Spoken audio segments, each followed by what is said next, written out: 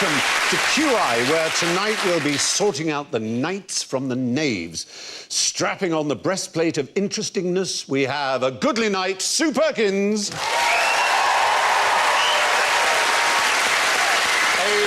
knight to remember, Victoria Coren. A very perfect, gentle Knecht, the Reverend Richard Coles.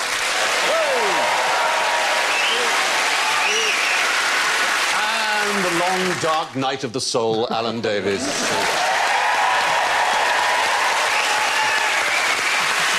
And knightly noises all come from knaves. Sue goes... Lovely. And Victoria goes... Richard goes...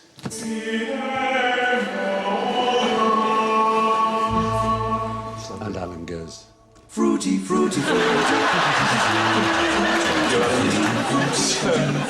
Yes. Fruity, Yes.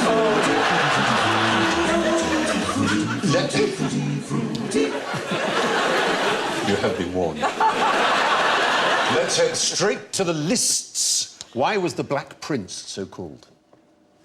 Reverend. Well, if my Ladybird Book of Princes is to be trusted, it's because he had black armour. Aye! So one occasion where the inestimable Ladybird series has let you down. There is Is no it like evidence. Reservoir Dogs, where basically they weren't allowed to use their first names and they got to sign up? So you're the Black Knight, you're the White Knight, you're the Orange Knight, you're the Pink Knight. Why do I have to be the Pink Knight? I don't want Just to the Pink Knight. You might as well be. fruity. Yes. Was he black? Oddly enough, his mother was perhaps of Moorish descent. Oh. Philippa of Hainault, which is a tube line, isn't it? Hainault is very near where I grew up. Oh, there you are. Like, Hainault. Hainault. Do you like Hainault? Hainault was steady. Is Hainault good? What happened? I don't know. Did something happen there? I find at the end of every tube line you do get a good I think it falls to me to rescue this somehow. Yes, I think you should. Yes. Did you know that the oldest British door comes from Hainault? No. Well, the wood, it's in Westminster Abbey. It's a door which connects a cloister to the abbey, and the canons of Westminster live behind it. And they dated their door, and they found that the wood it was made from was growing in Hainault in the 10th century. Wow. Are you proud? I am very proud of the door. sign painters getting busy right now, going home of the oldest door. It's a reason to get off at Hainault, finally. Yeah.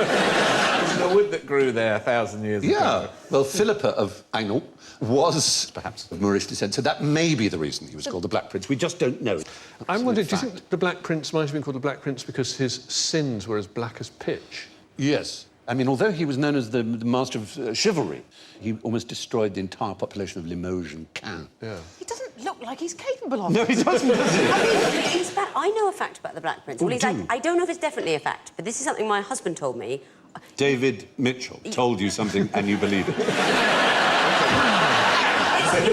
You know those sort of early dates when you're just talking about, you know, whether you were happy at school and heraldry? Oh, I thought you meant 30 years. Is this true that, wait now, he stole something off a corpse? I remember the romance of the moment. You're not the thinking exact facts. of Ichdeen. Yes, Ichdeen, which the Prince King- of Wales Prince of wears Bohemia, now, yeah. that was King- stolen by the Black Prince off a corpse on a battlefield. Yeah, that's right. And it was the feathers as well, the 3 feathers that are the symbol of the Prince of Wales. And he was the King of Bohemia. And he had a very serious disability, but he still rode into battle. He was blind. OK. So that would explain his appalling makeup. That was the King of Bohemia, who went into battle against him, and he defeated him and took his colours, which were the 3 Prince of Wales feathers, and the motto, I serve, Ichdeen. Do you know, stealing from dead people was quite a big... Do you know St Hugh of Lincoln, the great St Hugh of Lincoln? I think we're all pretty much, up to speed on St Hugh of Lincoln. He was one of the great saints of the Middle Ages, but he was staying with some monk friends in France. Yeah. And they had the relic, the preserved arm of Mary Magdalene. And St I Hugh... thought I got that. Well, 25 quid I paid for that. yeah. But, well, he bent down to venerate it, and while he was down there, he bit off her finger. It's true, and he took it back When you to say Lincoln. it's true, I happen to know you've written a book on rather obscure saints. I have, yes. And are you suggesting that everything about all of them is true? I'm suggesting that very little about them is true. The biting off the finger of Mary Magdalene is true. His friendship with a swan is doubtful, but the biting off a finger When you is say relative. friendship with a swan, are we're you being worried. euphemistic about... No, his best friend was a swan. And it's depicted in one of his sort of symbolism in his portraits is that he walks around with a swan. But if you look at Lincoln Cathedral, it has a vault which is all wonky, which he built, which is said to suggest the flight of a swan's wing. Yeah. That's great if builders do something wrong. They could just say, I'm trying to evoke a swan's wing. Oh, yeah. That's right. Yeah, no, that is a symbol of me being crap at building. But, He really did bite off the finger. There was a huge trade in bitten off relics. right. Yeah, you weren't on the ecclesiastical map until you had a good dead bit of someone. So he was notorious for stuffing his mouth with bitten-off members of one kind or The Black Prince, of course, was, as I say, the leader of chivalry, and chivalry was all about jousting. So can you tell me anything about jousting? What the rules were of jousting in the lists, as they were called? You had to... Now, there's the big, massive cotton bud, and you have to hit the shield, is it? You have to... Cotton bud, you yes. You get a point if you hit their shield or their breastplate. Absolutely right. I mean, the rules varied, but one set of rules we have is that you win the joust if you get 3 points. That's how we did it in Croydon. That's... You get 3 points, and you get a point for knocking someone straight on the breastplate so that it shatters the lance. Oh. A glancing blow doesn't count. But in the dinner show at the Excalibur Casino in Las Vegas, the winner is the last one to jump off their horse. Do they really have that? Yes, it's a brilliant show because they've got King Arthur and he fights against his long-lost son, Prince Christopher. Ah, I think the people that put the That's show not together right. don't know that there's other people in the story apart from King Arthur. They thought, well, we can't have a story. There only seems to be one person in the story, so we'll just invent Prince Christopher. Christopher? Yeah, and he wins because he gets off his horse last, and then you all have a big piece of chicken. But there's no Game of Thrones with those noises and heads coming off and blood spurting out. Well, no, heads coming up. I mean, they're real people, so... Oh, right. Well, you can do that. There are ways of doing it. do you have to dress as a wench? You say have to. I've got the gear, I'm just waiting. Yeah, they give you some plaits to put on. Some It's a bit Bavarian. It's quite vague. This is the Excalibur English-themed casino, where Right. it's sort of Harry Potter, Robin Hood, King That is Arthur their and idea the of Queen us. are all roughly the same vintage. You can buy memorabilia of all of the same shop. Sitting down for dinner at this event? Oh, 200?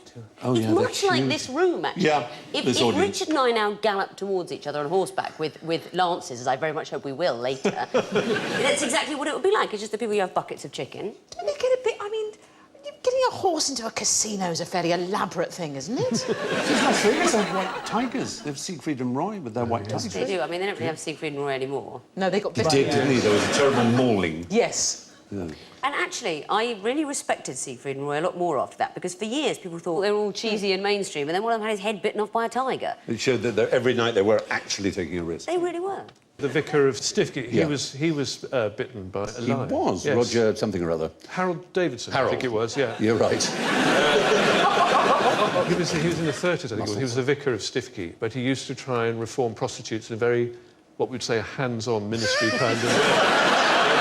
That's what a prostitute needs, really. Just a bit more prostituting. With a goodly hand. He was tireless in his dedication to his flock, and rather got in the soup. And he ended up, I'm not kidding, he ended up as a lion tamer, and I think it was Skegness. It went horribly wrong, and he was bitten by his lion. Yeah. And that was the end of the vicar of He was a... Stiffgate. Are you sure you're not accidentally recounting the plot of a limerick? Anyway, so there we are. Now, what is the first rule of nightclub? The first rule of nightclub. Well. You don't talk about nightclub.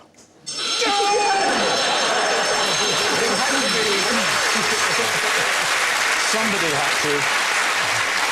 Well done. Well, yeah, exactly. Fell on my sword. Yeah. Seems appropriate. It was exactly. Is this an existing club or a club No, from it's the a very, olden very... times? It's a very oldie times club of knights, the most famous group of knights. Templar. The Knights Templar. There are still people who think they still exist in, you know, the sort of Dan Brownie kind of way. But they actually folded up in 1314. But they were very powerful. It was after the First Crusade they were formed in Jerusalem. And they were allowed to do almost anything. The law didn't apply to them in Jerusalem, which annoyed a lot of other people, but there were certain things they weren't allowed to do. They weren't allowed to breed ferrets. To breed ferrets. Do you know anything else you know about the... Well, you know they look like Chew that. gum.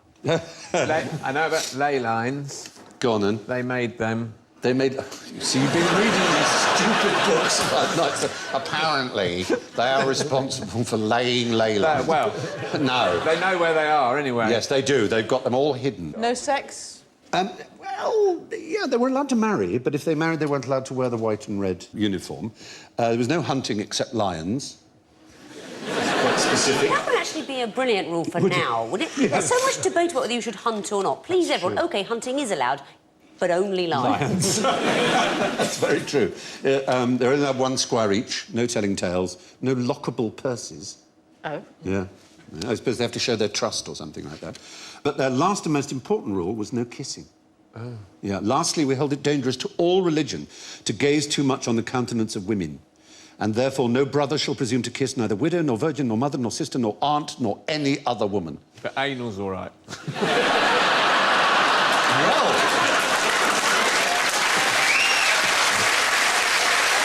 It's very funny you should say that. Because one of the reasons they were closed down is there was a charge against them... Too much buggery. Yeah. There was a charge against them. De osculabanto se in ore, in umbilico, seu ventre nudo, et in ano, seu in spina dorsi. Et in ano. Et in ano. And the end. Yeah. And the anal. accusation was they kissed one another on the mouth, on the navel, the bare belly, the anus, or the backbone. Well, they were thorough. They were... Look at the ley line, you don't want to leave any stone on. There might be one coming out of his arse. Yeah. I'll have a look. But that is... Right, that's enough. That's enough, Templars. Did you know that the Temple Church in London, which was founded by the Knights Templar, and there are still some Knights Templar lying around, there's a unique title for, if you're the priest in charge there, you're the Reverend and Valiant Master of the Temple. Oh, that's It sounds like something from a Star Reverend Wars and movie. Valiant. The Reverend and Valiant Master of the Temple. Yeah. In that picture, is he going, show me on the cross where he kissed you?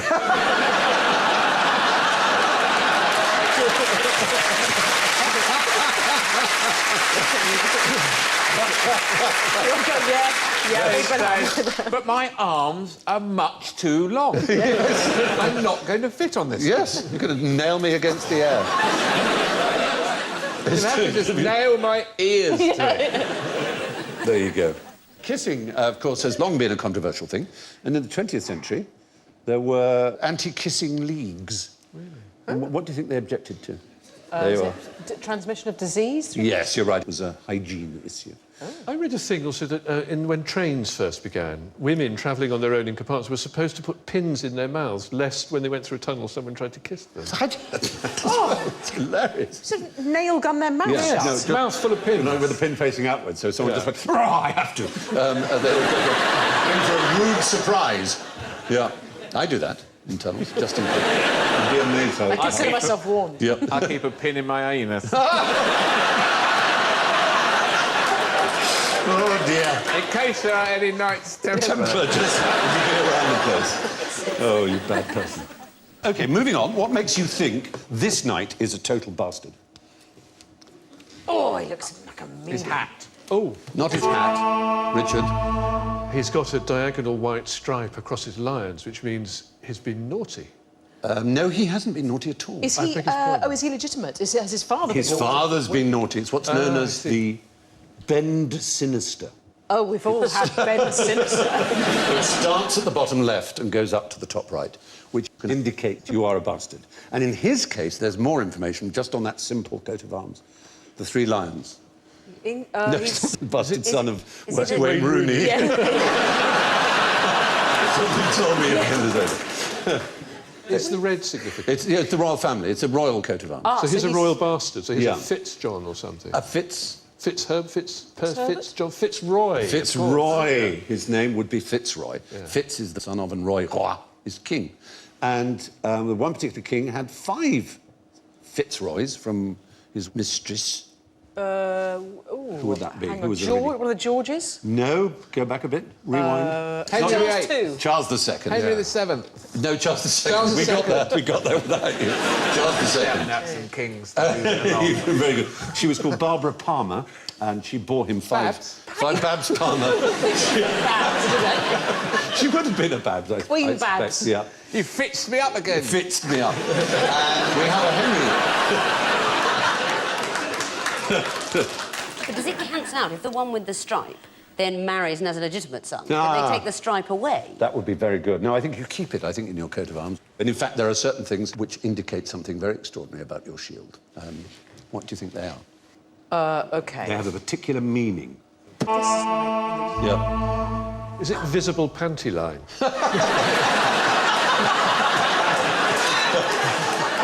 It's terrible. Really, they get terrible VPL. It's not visible, Ben. It's the colours, actually, are indicative of Status? sin, of a mistake, an error. They're known as abatements, also as stains, as in a stain on the family name, or a stain on the escutcheon. So, what can stain It's got to be be? very serious. It's going on your coat of I arms. know. Well, the first is called the Point Champagne Tenay, and it's for killing a prisoner who has demanded quarter or mercy, which is really ungentlemanly. Yeah. Then how would anybody know that you'd done that? Well, I suppose you'd have to have a witness. It's Well, a very they good would point. have That's to true have of any something on crime. their own shield, wouldn't they? Witnessing someone killing someone who's asked for quarter, you've got That's to have something true, on the shield. and not intervening. And not intervening. Yeah, you're right. And Would they but then- how would you know that they'd done that unless somebody Taking a someone strip. asked for quarter and not intervened? And they definitely need something on the shield. Yeah, well, they'd get whistleblower. They'd have a massive whistle and say, you grasped me up. And then your shield would just be full of A stuff. shield within a shield within Yeah. a... Well, something you don't that clean you the find. toilet properly. Well, you've got a toilet brush. You don't do it. You get one of those. I mean, it's That's right. endless. It's a bit like points on a driving licence, isn't It it? is. It's Absolutely the right. points on the shield for... Yeah, exactly. And the next one here, which we'll have a look at, Needs dusting. this is called the Delph Tenay, and that's for issuing a challenge and then bottling out. Coward. Yeah. It's a big old Can. yellow smudge on Exactly. Very much a smudge on the coat of arms. And then we have a gusset sanguine sinister. that. Gusset sanguine. Yeah. On a night, really? Yeah. Absurd, isn't it? There's no reason for you to sanguine. get. So Well, the a sanguine is the bloody- colour, it's blood colour. OK. It's for being drunk. Ah. And you have a gusset sanguine Dexter, on the right. is and that's, Being Big- stoned. being an Yeah. adulterer. Oh, right. So there you are. Now we have one that you have to guess. So tell me what this is. you're a drunken adulterer. There you are, you see. Points for listening. Yeah. So that's the whole world of Well, heraldry. It's sort of a nicer design for the drunken It is, adulterer. isn't it? I feel like it's too rewarding. Is it 2 gussets or a wine glass? Well, that's the choice facing the Yes, drunken adulterer. exactly. I mean, every Saturday. Yeah, they knew what they were doing. Did you know that if you're a clergyman, you can't have a helmet on your coat of arms? Oh, thank God. You can't have a helmet because you can't be a chaplain or you something. can't do anything which is... Did you know that if you're a clergyman, if you go to a black tie-do, you can't have a stripe down your trousers? No. Because it's a military insignia, and you can't have that. And you can't have a helmet because it's a martial sign. So you have to have this sort of... It's a lovely sort of... remember Bill and Ben? It's a hat like that. It's called a galero. And it's fabulous. black if you're a priest and red if you're a cardinal. And if you're the Pope, you get a pointy one with 3 tiaras. Quite the To belle be of the ball. Pope. now. I think you'd look good in that. You've got to have it. That is... Besides this. There are people you apply to and they decide, isn't it the College of Arms? Yeah. And you have to pay. Yeah, but how do you become one of the people who decide? How do you become a herald? If you go to Garter Day at Windsor Castle, they turn out for that. And I need to see photos of Garter Day. well, it's very exciting because it's a big do, and if they install new Knights of the Garter, you're in there for hours, then you hear sort of tramping from miles away, then all of a sudden the Beefeaters come in, all done up. And then you get the College of Heralds It's like a coming in. gay tsunami. And they carry things, they have special big T-shirts. Saying war, what is it good for? That's our knights with their shields. You also find knights on a chessboard, of course. So what I want to know is this very strange conundrum. What's the maximum number of knights you can have on a chessboard, such that none of them can take another one? Oh, multiples of 8, I suppose. I'll give you... You can try it out. So that none... Maximum number.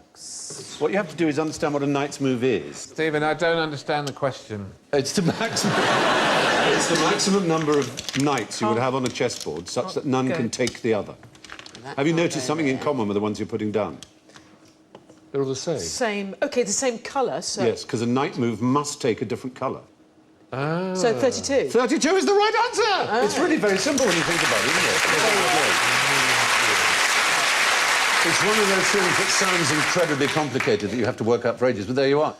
I still don't understand it at Well, all. none of these knights can take another knight. But isn't that rather more knights than we're used to? Yes. It's a problem. It's not a real chess situation. It's if you because they had... move, because the way they move, which is diagonal Yeah. and up one, they move to the alternate colour. Yes. So if you've got all the knights on the same colour, they cannot take... Exactly right. Oh, That's I get it, how... I get it. In the centre of the board, you're controlling 8 different squares there, but they're all a different colour. The knight's on a black square. So all you have to do is put them all on a black square or all on a white When square. you move your knight, do you make a little horsey noise? That's so sweet. And when you move your rook...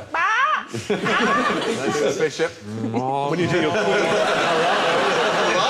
Hello. That's your bishop. You're getting in such trouble. You're getting in trouble from both sides. Oh, you are awful. Yes.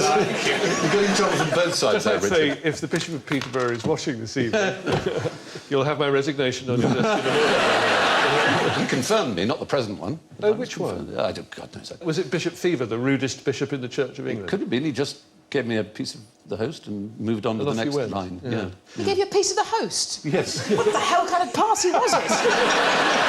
It's what we call the bread and wine, as well you know. You secret religious, you. I don't know why I put it to the host. It might have been Bishop Westwood, the Bishop of Peterborough, who, interestingly, is the father of Tim Westwood, the hip-hop DJ. Good Does he gracious. speak like him? Does he have a particular way of speaking? Tim Westwood talks like a hip-hop star from the West Coast. Yeah. Oh, does he? Really American very accent? effective. Ali G is sort of based Yeah. on Tim Oh, Westwood. really? Yeah. But his father was the Bishop of Peterborough, who was famous for knitting. Knitting. Knitting, he used to knit famously. The knitting bishop. There were He items was on that way Looking into about his knitting. knitting. Isn't there a version of chess for kind of chess heads called fairy chess, where the pieces do more things? Oh, what a fairy wonderful- chess. I'm not making this up. I'm sure this Fairy is true. chess. That there's a versions of chess where you can call these fairy pieces, and they can do extra things. How many drugs did you take when you were hanging out with chess? So you can just go, you're playing chess, and suddenly you go, no, we're playing fairy chess now. No, Well, you don't have to touch the pieces. The whole point of chess is its limitations. Yes, It's all precisely. about the strictness of which some you You know, bring. but hang on, Mrs. Poker player Victoria Coren Mitchell. Aren't there versions of poker where they kind of introduce wild cards and Yes. stuff to kind of get it? It's the same sort of thing. You know, poker's different. As Martin Amis once said, in chess, the properties of a bishop are fixed. In poker, it's all wobbled through the prism of personality. Well, you Very haven't obviously good. checked. Beautiful quote. Beautifully Beautiful quote. put. But he was saying Although the joy of... Even chess players will say the best chess move to play is not the best chess move, it's the move your opponent would least like you to play. So in that sense, it's very like poker. Anybody who played Kasparov, for example, will say that the moment he sat down at the table, you felt beaten. He was so virile, so big, he had like a, 5 o'clock shadow at 10 in the morning, and he hunched over What the board. nobody ever tried with Kasparov was just grabbing the queen and shouting, I'm playing fairy chess. Exactly right. You can put your boards away now, children. There you go, 32, brilliantly deduced by Sue Brilliant Perkins. Kasparov wouldn't have liked it if he'd gone every time. No, he'd like it even less if he did it when he moved his. That would have been a brilliant strategy. Every Brilliant. time he moved his knight, What he if it was... Put him back in the stable! If it was fairy chess, it could go, nay!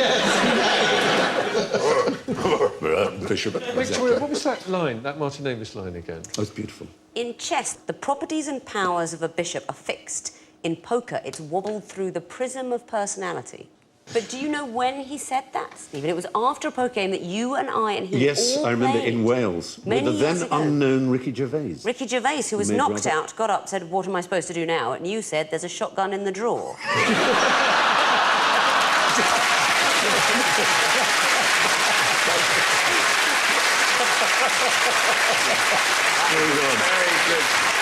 Very good title for a book. So, now, name a place where a knight can be buried. The ground.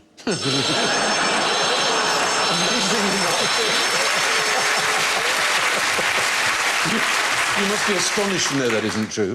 They have to be buried above the ground. No, I'm saying that they can be buried, but where can they be buried? In a tomb. A vault? A hole.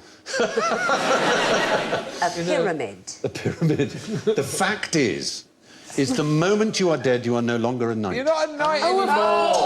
Yeah, because everyone was shouting about how Jimmy Savile should have his knighthood exactly. taken away, but they'd have had to give it back to him in Exactly. order to take it You're away. no longer a member of the order the moment you die. So the moment you die, you're not a knight. So you can't bury a knight anywhere. Unless you're very mean and bury them alive, I suppose. Do you know who has the record for turning down the most knighthoods? No. It's L.S. Lowry. He turned down more honours than anybody else. Good Lord. Yeah. Mr. Pinman, Mr. Stick Drawing. Matchstick Man, Matchstick, yeah. Alan Bennett certainly turned one down, and who else do we know? The art, isn't it, is turning not- one down so everybody knows. So everybody you turned knows it without down. you being the one who tells them, which I refuse I'd to do. turn one down. Yeah. We all, that's a very I haven't quite grasped this, Alan. So Alan Davies. Oh, listen. Listen, I'll tell you all that, but if you're a clergyman and Yes. you're knighted, you can't call yourself sir Whoa. unless you are knighted before you're ordained, and then you can be the Reverend Sir or Lady. This What a thing about you swizz. can't be, because it's a Yeah. chivalric order, you can't be... It's military in the end. isn't it? Exactly, You're a so you knight. can't do that if you're a vicar. Well, you can't bear arms. You can bear Just a legs, can of though, mace. can't you? Yeah. So, there are no dead knights, only dead former knights. Which knight's luggage included cannabis, bladders, shark intestines, strychnine, chili pepper, cocaine, heroin, and Kendal mint cake? Worst of all. Yes, Sue Perkins. I'd say to get him through Eurovision, Terry Wogan.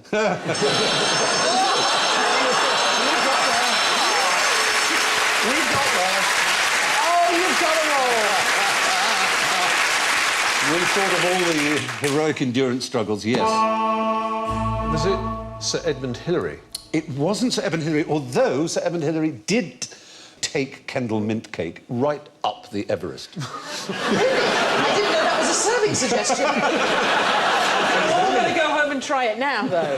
It was one of the many things that made Kendal mint cake famous in its day when it was famous. Perhaps some people view Is it Ranulph Fiennes? You're in exactly the right area. Shackleton? Shackleton. Sir Ernest Shackleton is the answer. The Antarctic explorer. It's him in the darker polar neck. Really fun job, isn't Yeah. it? Oh, the endurance, I mean, was astonishing. They but all look One of like the right- Captain Birdseye. they don't look Alan happy. Wright actually can't open his eyes anymore. Oh, it's... Isn't it true that you used to take strychnine as a tonic? Yes, that's right. I've been to Shackleton's hut. I don't remember what was there. Well, this was his first aid kit. It had isinglass, which is from the swim bladders of sturgeons for use as a wound dressing, tonics of iron and strychnine, completely correct, Richard, and iron and arsenic, which the wrong doses of either could cause a horrible lingering death, so you had to get that right. A colic treatment based on cannabis and chili pepper, ginger carminative, an anti-flatulence preparation, cocaine solution, which was, in fact, as eye drops for what problem? Well, tired eyes, it would certainly perk them up. Let's do it, perk 'em up. It's actually snow blindness. Oh. Used chalk and opium against our like kaolin and morphine. Yeah. And Kendal mint cake. Have you ever had Kendal mint cake? Yeah. Yeah, it's Yes. lovely. I find it quite plain. I would have taken a crunchy. Nice to see that picture, because it explains what that man gave me at Schiphol Airport. If you go to Shackleton's hut, you're Yeah. followed all the way there by a New Zealand official, and if you eat anything at all, like a packet of crisps, he walks looking around you to make sure you haven't dropped any crumbs. I should hope so. And is it worth a visit? Where is Shackleton's hut? Is it? It's not. It's on Antarctica. It's, It's sort of, actually down in. You've been Yes, there. it's- Where did you go there? How exciting! 10 or 15 years ago, but it was Very exciting opportunity to see somewhere I would never normally go. And was this from New Zealand? From New Zealand. You go up from Christchurch. I went to an exhibition about Scott in Christchurch. Yeah. And they talk about what Amundsen took, and a completely different plan. Yes. Whereas Scott's plan was to go with ponies and horses and things. Amundsen was from Norway, and they just went with dogs. 55 dogs, I think they had. Yeah. I mean, they were really much better at it. Dogs can go very far. Have you ever been dogs? I have been. I have in Wyoming. It was one of the most thrilling things I've ever done. Well, do you know, a friend of mine did that, and she said that the thing is that the dogs can't stop when nature calls, and that you get pelted. Yeah, you do. Pelted with droppings. Icy snow. As you go along, and you come back and Icy you've poo. been pebble dashed by huskies. Yeah, it's basically husky cack, liquid husky cack, Coming out. flying. What Amundsen's dogs didn't know was that they would be Eaten. by the men and by the other dogs. Is that what happened? Yeah, it was very carefully worked out, very precisely. You can't carry all that dog food. You can't feed all those dogs all the way there and all the way back. So This is the programme that Paul O'Grady must never make. For the death of dogs. Tracy, tell you. I think it was a bit unkind of Amundsen to put nul point under the flag. Now to some Knaves. What's the best way to stop your car from being stolen? Never park it, just drive it around and around. Yeah. What you've cunningly done is avoid the obvious trap of saying have a car alarm, because it seems that car alarms are worse than useless. In fact, we know that instinctively, don't we? Because you ignore them. You ignore them? Yeah. Exactly. Yeah. In fact, not only that, 1% of people when asked said that they would actually call the police if they had a car alarm, and 60% said that they would call up to complain about it. You would actually make a phone call, but not to say that someone's car was being stolen, but just to say what a bloody nuisance it was. So if that's the worst thing to do, then what's the best thing to do? Well, put in an old-fashioned lock. Or have a rubbish car. Or have a terrible car. I've got a terrible car Yeah. with loads of graffiti on it. Yeah. Someone drew a penis on the front bonnet. A friend of mine who's married to a vicar, she came out one morning and found someone who'd written monk whore on the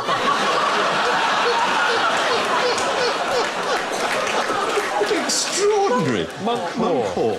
And now on BBC One, Monk Hall. Robson Green. Is monk hall. Did you know that actually car thieving is almost never a female occupation? That's like a challenge. Yeah. Tonight, the pair of us. Yes, I'm sure you know who that is, but... That's Bonnie. Bonnie, as in Bonnie and Clyde, yes. But apparently the confraternity of car thieves don't think women should be allowed... So if a woman steals a car, they can't sell it on. They go, no, I'm not having that. I'm not having it off you, you don't know what it's about. So what you're saying is there's very little divide between car thieves and car salesmen. It's a sexist bastion. I saw this brilliant documentary about crime, and they interviewed these two young car criminals who were in jail, and they talked about what pride they took in their work, and one of them turned to the camera and said, some car criminals, unfortunately, give the rest of us a bad name. Fantastic. Bit of pride in his work. Now, explain the effect of Stockholm Syndrome. Oh, wasn't that when you identify... But you identify, if you're a victim of kidnap, you identify with your kidnappers and you sort of become weird friends. Yeah, I mean, that is what they say. What's from the Patty Hearst kidnap? Is that where it started? Well, it was no, because she was nothing to do with Stockholm. There was a 73 kidnapping in Stockholm, after which it was named. That's the Stockholm Four. And they defended the robbers after the event and so on. So Because they become so inured to the That's system right. of- And the most famous one, as you rightly say, was the heiress of William Randolph Hearst, Patty Hearst, who was kidnapped by a strange group called the Symbionese Liberation Army. Unusually for a clergyman of the Church of England, I've had dinner with Patty Hearst. You haven't? I have. Have you? How was she? Was she Charming. back to normal? Completely charming. I didn't know who she was until someone said who she was. By the time they had coffee, she wanted to be a vicar. She'd sort of become a kind of bohemian socialite in Los Angeles in the 1980s when I used to go there in a previous incarnation. And I met her when you were a rock star, a rock god. Yeah. And I met her there. Those sort of dinners that you would go to where everyone would be weirdly famous and have no other reason to be there at all. So you'd have Patty Hearst and, I don't know, Nancy Andy Reagan. Warhol and Eddie the Eagle, you know. Oh, that's a dinner you'd want to go to. Definitely, definitely. But the fact is, it seems to be an aberration. It's very rare. Most people, when they're kidnapped, have nothing but feelings of complete hostility towards their captors, as you would expect. I would feel as a clergyman sort of bound to sort Are of... you a clergyman? I would sort of feel obliged to kind of be nice to them. And Oh, well, sort of you would, wouldn't you? establish some rapport. I of do some understand kind, your point. Exactly. Yes. I think your case is good in parts. So, there was a famous figure in history, one of the most famous in history, who did certainly not have Stockholm Syndrome, who was kidnapped by pirates, and... Johnny Depp. No, this is a great figure in history. He was kidnapped by pirates, was held hostage, and the ransom was paid. Give us some clues. What sort of era? He then pursued them with a small fleet, or a number of boats, a flotilla. Francis Drake. No, and Cook. Raleigh. Nelson. had them all crucified. Oh. A Roman. Oh, it was Julius Caesar. Julius Caesar is the right Caesar. answer. Yeah. And the thing is, he'd told them while he was held hostage, when I get out here, I will come back and I will crucify you. And they apparently thought it was a joke. It was a laughing They didn't know their Caesar. So, and How tough do you cookie. crucify someone if they've got hooks for hands?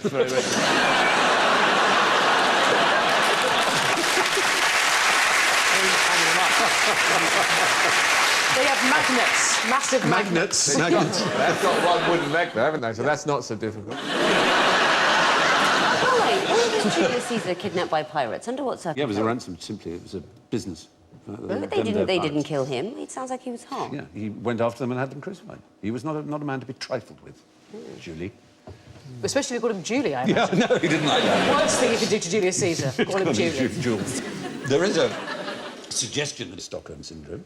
Could be a sort of psychological thing in the same way that women throughout history have had to put up with being taken and seized, and that the human being is conditioned to make the best of a bad job. Well, we've all been there. That's just a relationship, Stephen. But it's sort of logical. I mean, if you thought you were being kidnapped long term, it makes sense to try and see it from the other person's point of view. Absolutely right. Just It to does. maintain sanity. Yeah, Not and in fact, to get the syndrome to work on them rather than you, for them to be so fond of you, they would no longer want to kill you, which would be handy.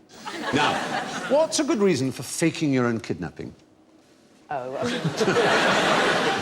You're bored on holiday? that would do You're it. trying to get out of a relationship, that's why I would always do it. There was an American man who pretended to be kidnapped just so that he had an excuse as to why he hadn't called his girlfriend for 2 weeks. He was terrified of her reaction. And the police realised it because he had duct tape round his wrists, but the spool of it was still connected. You can't tear it with your teeth. Could It's imagine so the girlfriend fibrous. saying you could still have texted. Exactly. You should have done. There was Jennifer Wilbanks of Duluth, who faked a kidnapping to get out of attending her own wedding. But the weirdest is a 2008 case of another Spaniard, Josefa Sanchez Vargas, who convinced her husband to pay more than £500,000 to secure the release of their children. It's a faked kidnapping, which you say, well, that's expect that. Except she did that 6 times over 5 years. He didn't twig. What a nest egg. Every time she needed a new hat. Some people get kidnapped just for the thrill of it. Can you imagine why that would So they pay for kidnappers to kidnap them so they can experience the visceral thrill of, you know, being in a car boot with a load of duct tape around your ankle. Absolutely that. People are weird.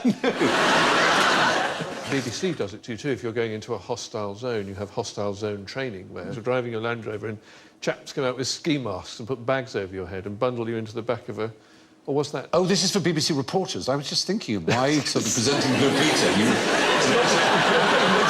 Hostile zone is in people who aren't very nice to you. Sounds like a Top Gear sex park. I mean, it's like Clarkson gets his kicks of a weekend. One of those funny phrases, isn't it? When you put in the back of a van, you're always bundled. Bundled, that's the only word. Bundled into it. You get bundled onto a bus. Anyway, yes, there's a French company that for €900 gives you your basic kidnapping, which is being shoved into a car boot and held up, blindfolded and things like that. And then for a little extra money, you can have helicopter chases and really quite sort of sexy stuff. And then they'll cut your ear off and send it to your mum. Yes. So, now it's time for me to hold you all hostage. There's no escape from general ignorance. Fingers on the buzzers, please. How long should you wait before reporting a missing person to the police?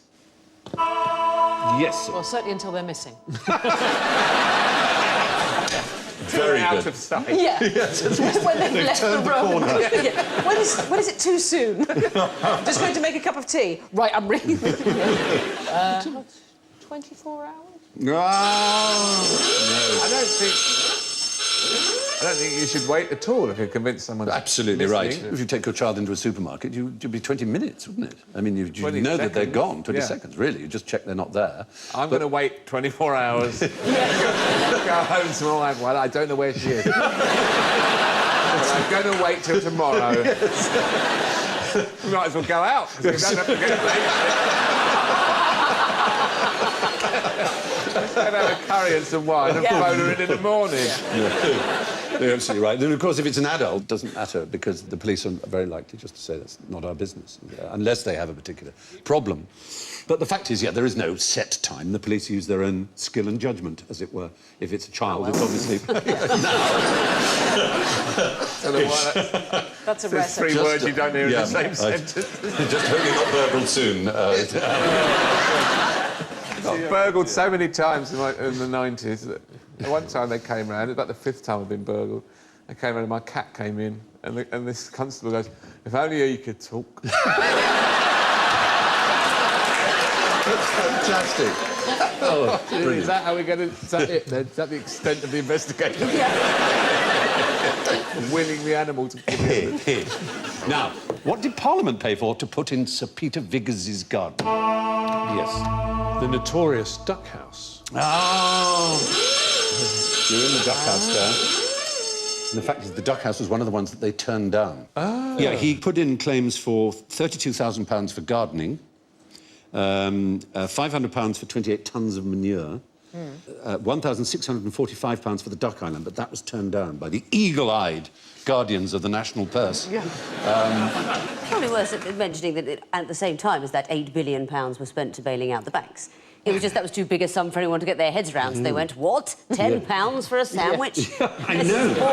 It's fascinating, isn't it? That Sir Peter Viggers later commented that the duck house was never liked by the ducks and is now in storage. Oh, look, there they are. They don't need an island. I love ducks, don't you? You never see that sort of thing on a coat of arms, do you? All the sort of lions and dragons. You never see something nice, like duck. a duck or a, Eggs Benedict or some sort of friendly... friendly thing. Sort of a hamster or a guinea pig or something. Yeah. It's true, a furry pairing. Anyway, the famous duck house didn't cost the taxpayer a penny. And with that last tilt at our old friend General Ignorance, we reach the end of tonight's performance. And I can tell you that it is incredibly exciting. We have leaders, 2 leaders, with +3, Richard and Victoria. Rosa. In 3rd place, with -7, Alan Davies. Highly commendable. Highly commendable. And with a fantastic -24 is Sue Perkins.